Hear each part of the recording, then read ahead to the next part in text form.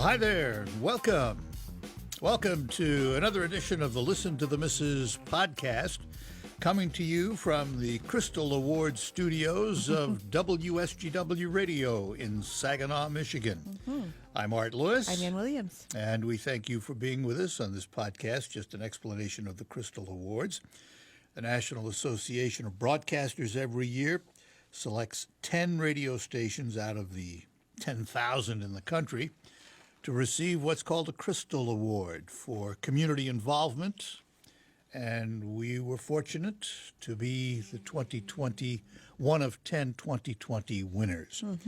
And it goes without saying that it is a staff effort, a lot of people involved, and our thanks to the National Association of Broadcasters for selecting us. Yes, we are very grateful. And we sit here, of course, like all of you, in the midst of the COVID-19 crisis. So we have a number of stories to look at today that revolve around that and a few other things. I'm going to start with the negative. We'll get it out of the way, because one of the things that has been happening, and actually some of these things began happening before COVID-19, many of them actually aren't the responsibility of COVID-19. They're more the responsibility of how we as Americans have begun to shop online.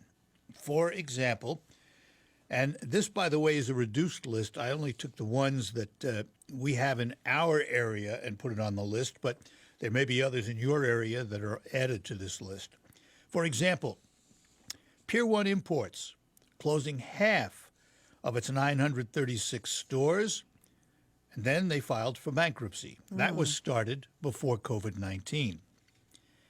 Gap has closed 56 stores in the U.S., more in the world. 230 will close by the end of 2021. Art Van Furniture closed all its stores and filed for bankruptcy. Now, we understand they may be bought out, and some of those stores may reopen again with new owners. Gordman's is closing 200 stores, leaving 500 still standing. Walgreens is in the process of closing 200 stores, but that's only 3% of its 9,600 stores. Macy's will close 125 stores in struggling malls. Office Depot will close 90 stores on top of the 55 already gone. Bed Bath & Beyond closing 40 of its 1,000 locations. Sears has already closed following bankruptcy. Bose is closing 119 stores worldwide, 50 in the U.S. due to online sales. Kmart, from 2,500 locations in the 90s, is now closed for all practical purposes. CVS closing 20 more in 2020, leaving only 9,900 to serve you. Hallmark expects dozens to close out of 2,000 locations, and JCPenney will be closing 12 in 2020. Okay, the bad news is out of the way. Let's move on. But again, not all of that is tied to COVID-19. More of it has to do with our shopping habits. Oh, yeah. And you know, after COVID-19 goes away, those shopping habits will have changed even more, because we are forced to do what? Buy much of what we want online right now. Well, retail was already suffering before this, so It was. And it's going to suffer some more, Yeah. unfortunately, which is why I implore listeners to go to their local brick and mortar stores when they reopen. Support those people who have invested in your community. I think it's important. yeah. All right. So much for my platform. I'll move off now. Well, kind of related a little bit. I'm sure some people have noticed shortages in the grocery stores and maybe even higher prices. Meat especially, has been in short supply lately, and that, of course, is due to the COVID-19 outbreak and the fact that some plants have had to close, at least temporarily, because they've had outbreaks, and that problem is being worked on. But that's caused a shortage of a lot of different things in the stores, beef, chicken, and pork. And there's this article that I found is offering a few suggestions about how to get around that. I'm not sure. They're talking about shopping online. There are online butcher shops. I didn't know there was such a thing. Yeah. Well, there's been, Omaha Steaks and some of those Oh, guys yeah, for that kind of- years, yeah, but yeah. who knows? Yeah. And then they say they suggest selecting less popular cuts of beef or chicken or whole chickens rather than chicken breasts. You can look for meat substitutes if you like them. A lot of those out there nowadays, the plant-based meats and whatnot. If you want to give those a try, it might be a good time since regular meat's in short supply. But they do, expect, of course, this to be temporary and last for a few months. And related to that is the prices, as I was talking about. Bakery and cereal items went up 2.9%, the biggest increase in 100 years. And I know that certain things like flour, a friend of mine who does a lot of baking, couldn't, and I guess baking has become the thing people are doing when they're in A quarantine. lot of it, yeah. And so baking supplies have been in short supply. Flour has been hard to come by. I was in the store the other day and I saw like maybe 3 packages of flour on the shelf. Really? Yeah. Ooh.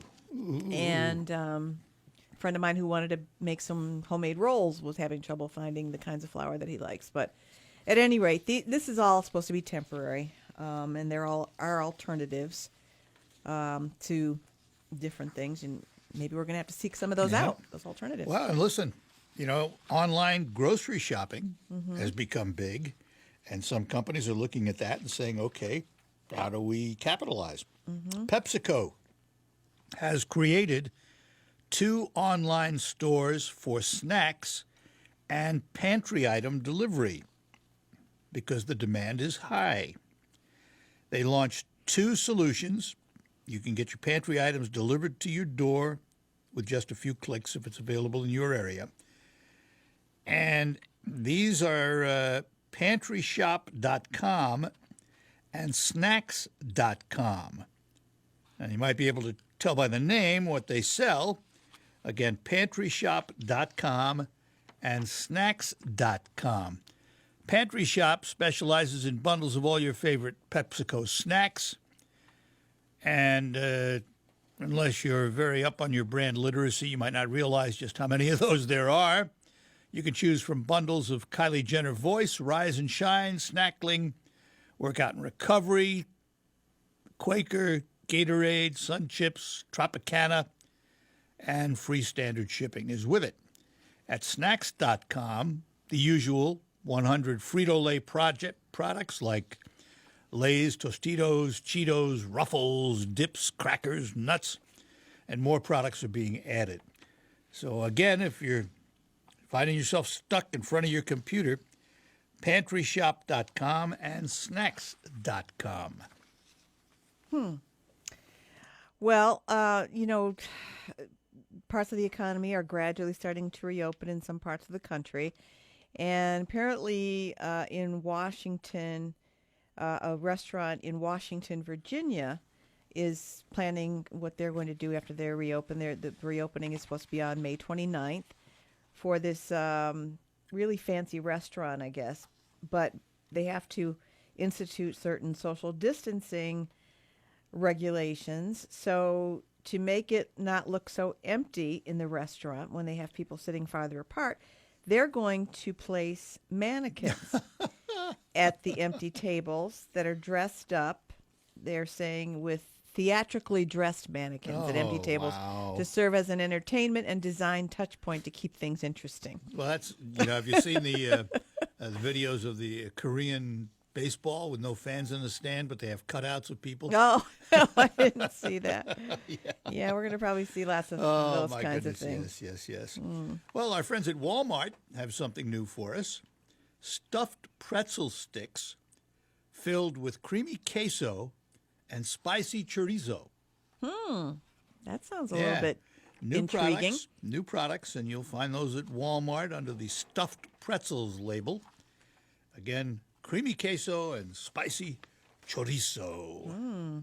I like the sound of that. Yeah.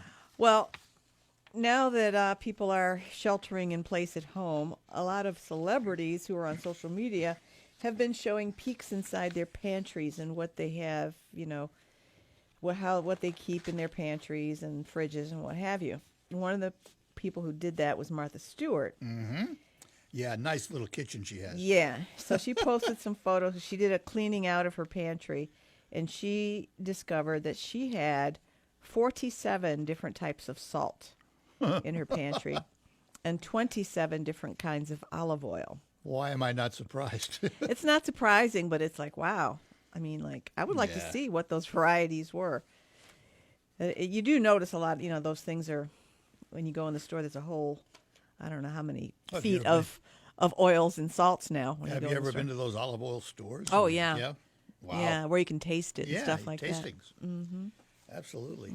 Yeah, I saw a picture of her kitchen. I went, yeah, that's But she's every not day. the only one who's been doing Oh, I that. know They said Martha or Rachel Ray did it too, but they said hers was pretty messy. Yeah, she had well, stuff all over the place, but she said it's like a messy desk. She knows where everything is. The Food Channel show, The Kitchen. Mm-hmm. They're all doing it from their homes. Oh, okay, yeah. So they'll have 4 or 5 them on the screen at a time, and then they'll go to Zakarian's home, and they'll go to Sonny's home, and they'll go to Katie Lee's home, and they all have nice kitchens. I wouldn't call them, nothing along the lines of Martha Stewart, which is for all practical purposes commercial in every way.